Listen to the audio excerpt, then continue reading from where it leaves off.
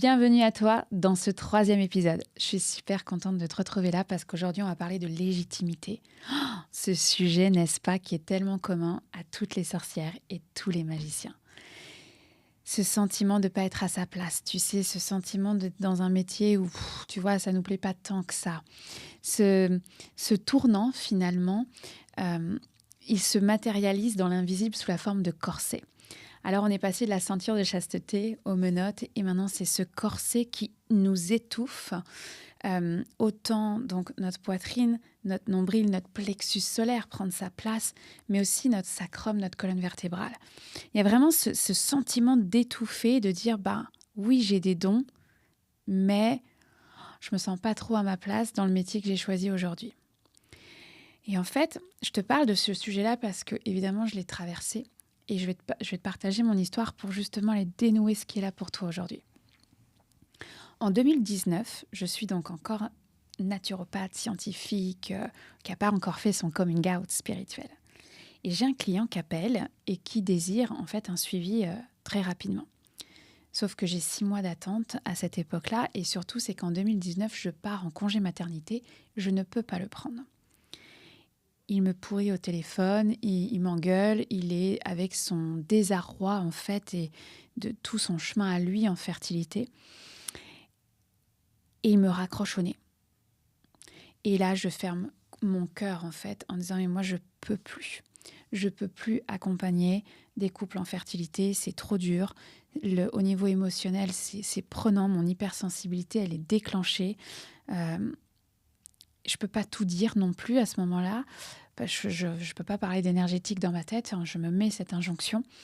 Et donc, je dis, c'est bon, moi, j'arrête, quoi. Et donc, je me passionne pour mon volet chamanique. Et donc, ça me permet d'agrandir ma pratique, mon expérience, mon expertise, évidemment. Et je garde quelques clients en fait sous le coude parce que c'est une deuxième grossesse, parce que vient de telle personne, tu vois, mais j'en garde pas beaucoup et surtout je ne le dis pas que je continue à faire des suivis en naturopathie pour la fertilité. Donc je ferme mon cœur complètement. Et puis donc ces quelques clients sous le coude, à un moment donné, je frappe un mur. Je frappe un mur avec une de mes clientes où la fécondation in vitro, le transfert, n'a pas fonctionné. Je m'effondre. Je m'effondre comme si c'était moi, en fait, qui était partie dans ce processus de PMA, de procréation médicale assistée. Et en fait, je m'en veux terriblement parce que je n'ai fait que de la stratégie scientifique, on va dire, stratégie naturopathique. Je n'ai pas été dans l'énergétique parce que j'ai eu peur de ce que la cliente allait penser de moi. Je n'ai pas donné le meilleur de moi-même à cette femme et je m'en veux terriblement, comme si c'était ma faute, que bébé ne se soit pas accroché. Et à ce moment-là, j'ai 2 options. Soit j'arrête tout et je ne fais plus jamais de la fertilité, soit je décide que mes accompagnements sont de 6 mois minimum et que tu me prends avec tous mes outils. On ne dit pas à un chirurgien, alors tu vas prendre le bistouri A, mais tu ne vas pas prendre le bistouri B. Alors le chirurgien, il va être là à une main et il va faire son opération à une main. Évidemment que l'opération, elle ne va pas marcher. Elle ne sera pas aussi bien que s'il avait eu tous ses outils. Et donc là, j'entérine à ce moment-là dans mon cœur en disant, voilà, c'est comme ça. Je ne suis pas comme tous les naturopathes, je fais autrement.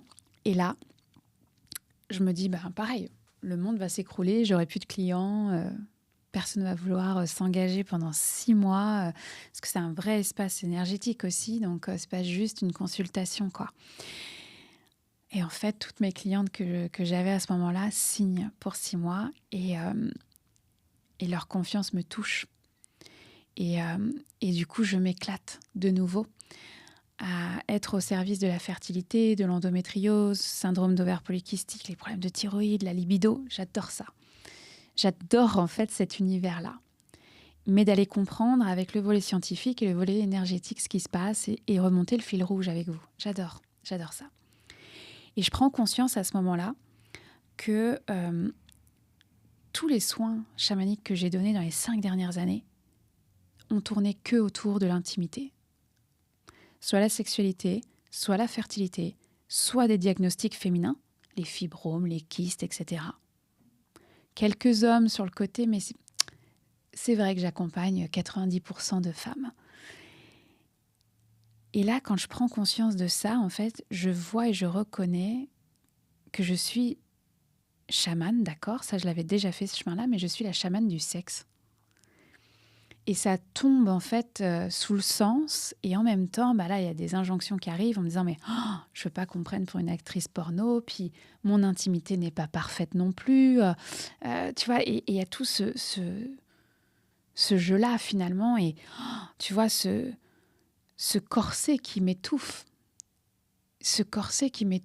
à ne pas prendre ma place. Et puis finalement, je décide de le dire et en fait, je l'annonce. Et évidemment, ça tombe sous le sens pour tout le monde. Évidemment, ça tombe sous le sens pour tout le monde. Et c'est là où je me rends compte à quel point on est notre pire critique, hein. Notre pire juge, c'est nous-mêmes, hein. Et il y a cette mise en perspective que tous les soins, finalement, ont tourné autour de la fertilité, de l'endométriose, des dons, la renaissance des sorcières et des magiciens, et que c'est une évidence. C'est une évidence d'être cette chamane du sexe, et en même temps, c'est une étape. C'est une étape de le dire. Et en fait, je prends conscience à ce moment-là que c'est pas une question d'outils. C'est pas une question de naturo, de chamanisme, de journaling, de danse intuitive, de sagesse ancestrale. C'est pas une question d'outils. Il y a un pas de recul qui se fait à ce moment-là, de se dire mais en fait, c'est une mission. I am on a mission. Je suis en mission d'accompagner les femmes et les hommes dans leur propre parcours de santé physique et énergétique. Moi, je suis là pour enlever les ceintures de chasteté, je suis là pour enlever les menottes, je suis là pour enlever les corsets, à condition que je m'autorise, moi aussi, à enlever mon propre corset. Et tu vois, c'est tout ce chemin de l'unité intérieure. On raconte que on passe notre vie à rassembler les différentes parties de notre âme pour de nouveau ressentir ton âme au complet, cette unité intérieure, cette paix, cette sérénité. Et c'est vraiment le sentiment que j'ai à ce moment-là, c'est d'avoir rassemblé les morceaux du puzzle. D'avoir rassemblé ces différentes parties de moi et de dire mais oui, évidemment. Évidemment que je suis cette chamane spécialisée en fait dans l'intimité. Parce que tout part de ta ceinture de chasteté, puis tes menottes, puis ton corset. Et en fait, pourquoi ça coince ici ? Alors, il y a le plexus solaire qui est prendre sa place, mais aussi d'un point de vue chamanique, ton sacrum, c'est ta bibliothèque akashique. La bibliothèque akashique, c'est un peu comme une bibliothèque à la Stanford, là, dans les universités américaines, où tu vas prendre un livre et tu vas aller consulter, demander, en fait, accès à certaines sagesses que tu as déjà apprises dans d'autres vies. Et finalement, on a chacun notre bibliothèque akashique personnelle dans notre sacrum, et il y a vraiment cette ouverture, en fait, de dire, mais souvent, je vois comme des cadenas, si tu veux, devant le sacrum, donc ça coince au niveau du sacrum. Et puis, bien évidemment, quand tu vas voir un ostéo, un chiro, ton médecin, etc., c'est toujours une approche 360 autour de la santé. Mais donc, il y a cette chaîne qui se libère au niveau du sacrum, et à ce moment-là, il y a cette énergie de vie qui traverse à l'intérieur de toi. On appelle ça l'énergie Kundalini. Elle se matérialise, en fait, elle se symbolise dans l'invisible comme un serpent doré. Et ce serpent doré va pouvoir se déployer dans ta colonne jusqu'au-dessus de ta tête pour pouvoir pleinement ressentir la vie. Et il y a vraiment cet enjeu de « Ok, la vie me traverse, je n'ai plus peur de ressentir la vie parce que je me sens à ma place. » Je vais te mettre aussi en perspective, tu vois, ce corset, pourquoi il a été difficile. Parce qu'en 2022, je rentre en France. On prend la décision familiale de rentrer. Et en fait, lorsque je rentre, évidemment que tout ce que j'avais laissé en France m'explose au visage. Qu'est-ce que je veux dire par là? C'est mon rapport au corps, mon rapport à la féminité. Moi, j'ai grandi avec ces injonctions. Laurence, tu ne seras pas une Marie, couche-toi là. J'ai grandi aussi avec un traumatisme où un homme m'a suivie jusque chez moi. Et je portais une jupe longue. Et en fait, il m'a mis la main sur les fesses et j'ai hurlé. Et ça s'est arrêté là. Mais ça a été extrêmement douloureux, en fait, comme si c'était la faute de la jupe. Et ça m'explose au visage, ce sentiment d'insécurité quand j'arrive en France, parce que je me sens pas... En fait, tout ce que j'avais laissé, tout ce que je n'avais pas pris soin remonte à la surface. Et puis, les cauchemars reprennent. J'ai des cauchemars depuis l'âge de 4 ans, à propos d'un traumatisme sexuel, et puis je comprends pas, en fait. J'ai pas vécu de trauma sexuel. Et ça m'explose au visage, en fait, en revenant en France. Les cauchemars s'enchaînent, et je comprends pas.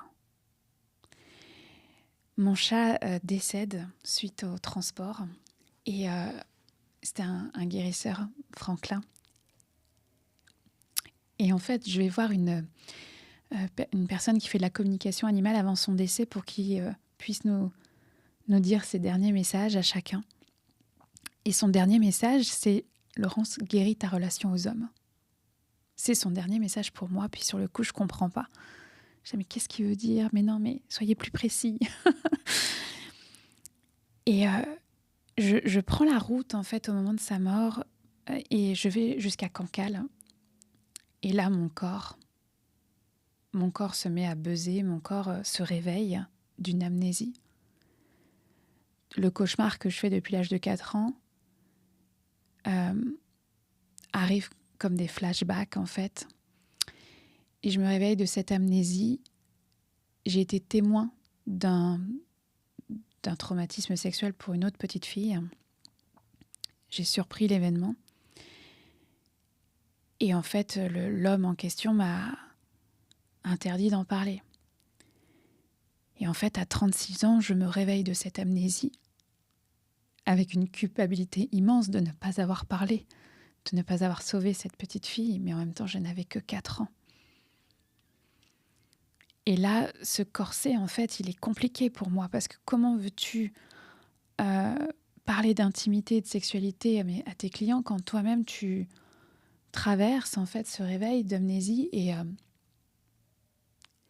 là, je décide à ce moment-là de faire un rituel avec mes amis, avec ma sœur et nos enfants pour honorer mes premières menstruations, parce que je l'ai vécu comme un traumatisme. Je l'ai vécu de cette façon-là, même si ce n'était pas l'intention.